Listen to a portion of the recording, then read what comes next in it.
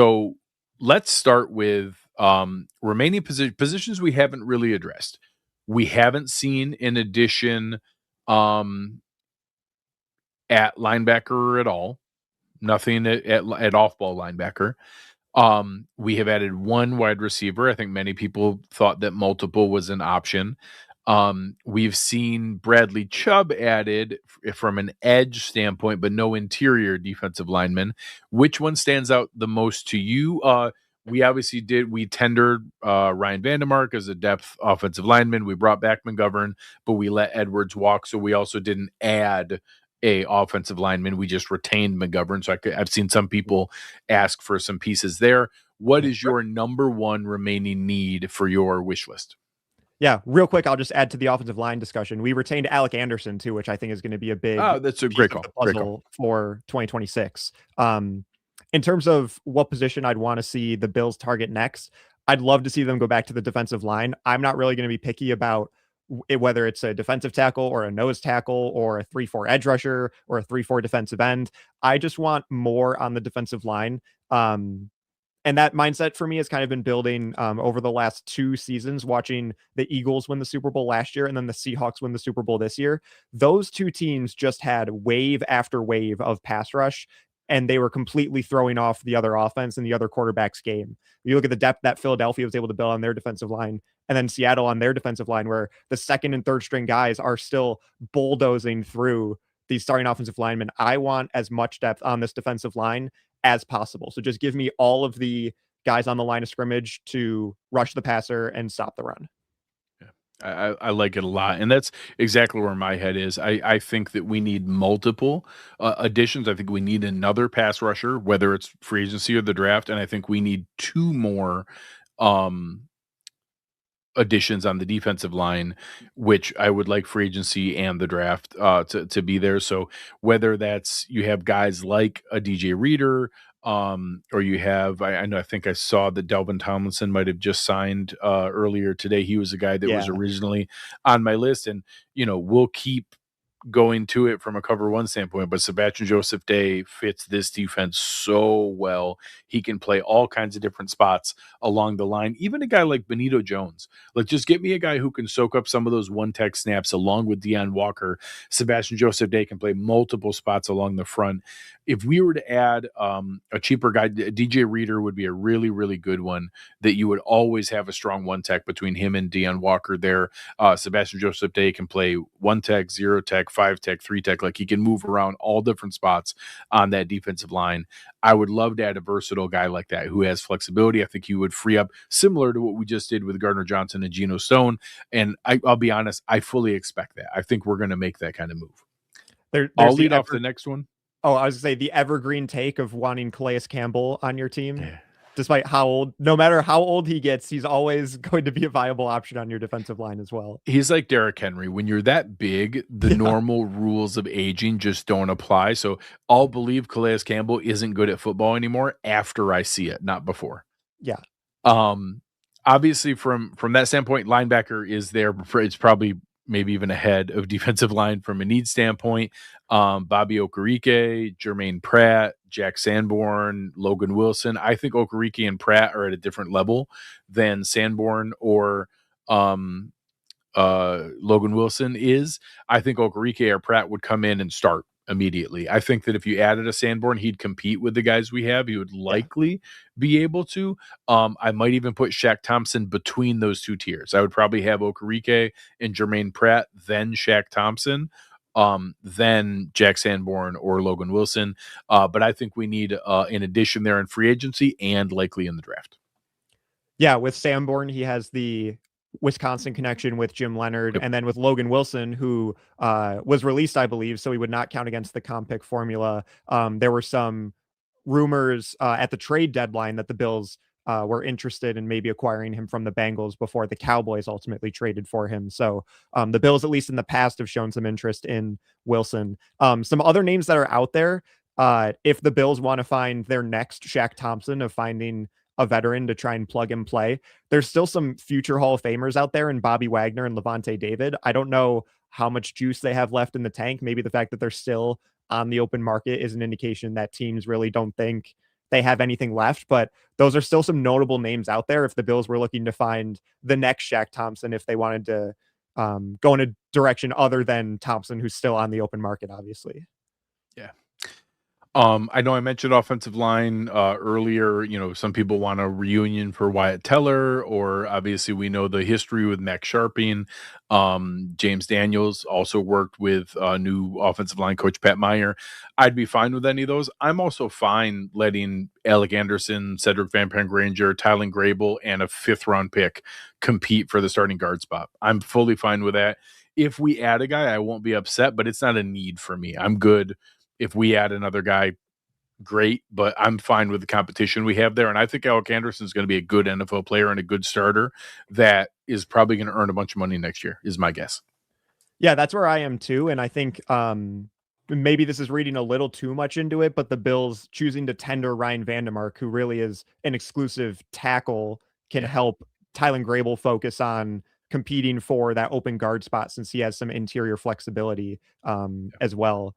Because I know initially on the salary cap extravaganza, we did not predict that the Bills would tender Vandermark at Yeah. that $3.5 million price. So the Bills choosing to do that maybe is a sign that they want Grable to compete in the interior along with Anderson and Chase Lunt and Van Granger. And that's already 4 names of guys you've had in your system. And I don't know if you necessarily feel the need to, like you said, bring in another guy, at least at this point in time, to try to compete for that.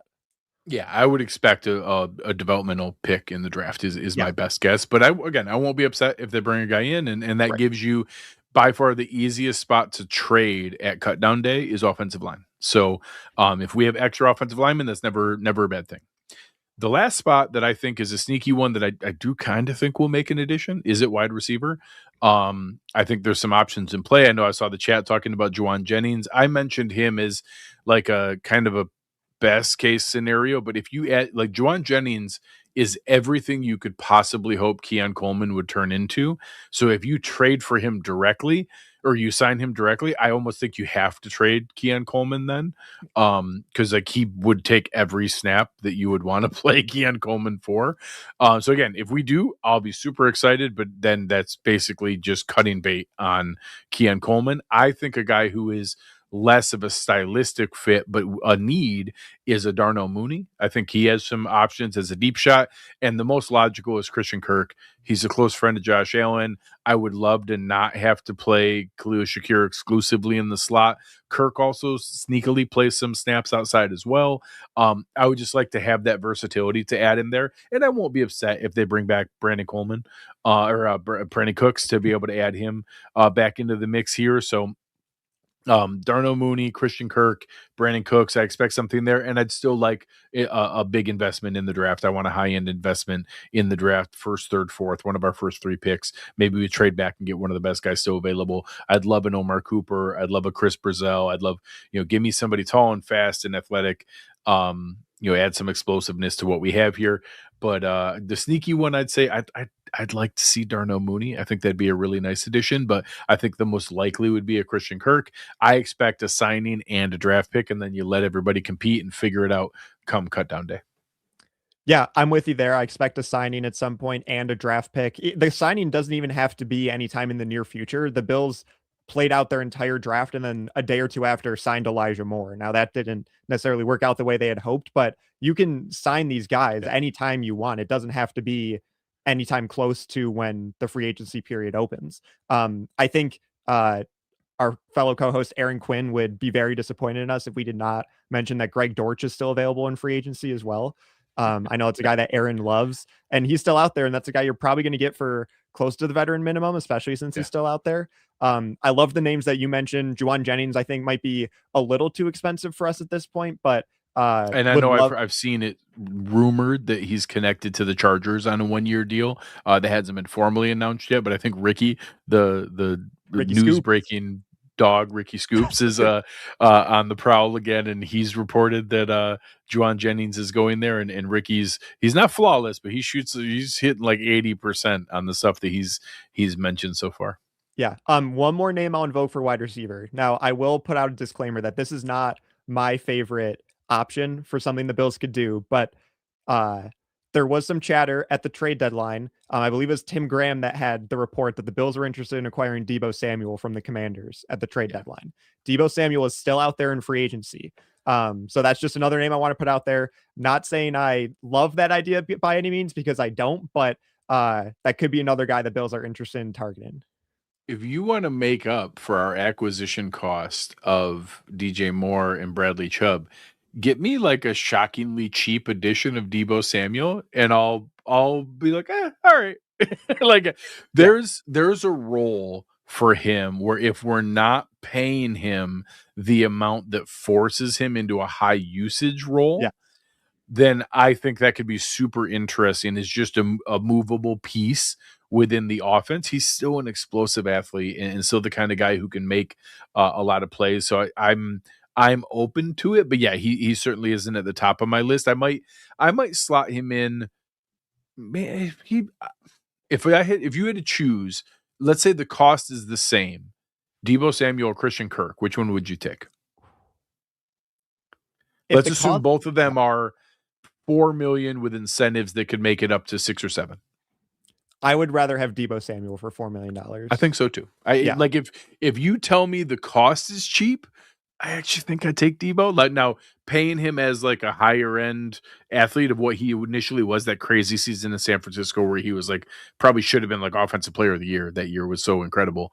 Be what actually you thought Curtis Samuel was supposed to be.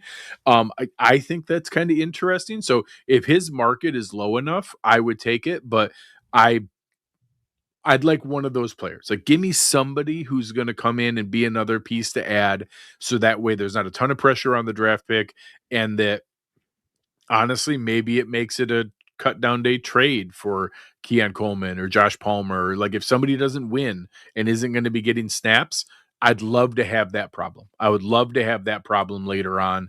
We'll deal with that when it comes. I want the best 5 or 6 guys on the field playing, making an impact. And if that's not Keon Coleman or Josh Palmer, okay, I'm fine with that. We should not stop ourselves from making acquisitions because we have those guys. We should continue to add talent and let the best guys stay on the field. Yeah, that's literally called the sunken cost fallacy. You cannot prevent yourself from going after more wide receivers because you previously invested a second round pick in Keon Coleman. And I will say, as a guy that produces a couple podcasts in the Bills media area, I was producing Sal's house for Sal Capaccio last night at the Ridge in West Seneca. And he's been saying for a couple months now that he's not fully sold on Keon Coleman being on this roster for the 2026 season. And that's a guy as connected as anyone else in the Bills media. Now, he did say with an asterisk this time that, it's probably more likely now than it was maybe a month ago to trade him, but he's still not fully sold on Keon being on this roster in 2026. So everything is in play for the Bills when it comes to their wide receiver room. I'll take it even further. I'm not going to believe it until we're done with the draft. Like, he's the kind of thing that I could see us waking up on Saturday morning of the draft that, hey, the Bills have traded Keon Coleman to the Titans for an early 5th round pick or a late 4th round pick or something. Like, I think that you could get something in the range of pick 120 to 150, like somewhere in that ballpark, like so like a meaningful pick. Obviously lost value from what we paid for him, but something that's better than just like a throwaway asset. And if you have a team who wanted receiver, missed out in the first 3 rounds or so, isn't pumped about the options still there going into day 3 of the draft, I could see that as a trade down the Saturday morning of the draft. Yeah. And we've seen Brandon Beane trade away some of his higher draft picks that haven't worked out in the past too. Kyer Elam, he was able to swing a trade to Dallas. We saw him trade Boogie Basham to the Giants as well. So this isn't something new that we're talking about either, which I think helps the probability that, Beane could move off of him if he can get it for the right price. Yeah, 100%.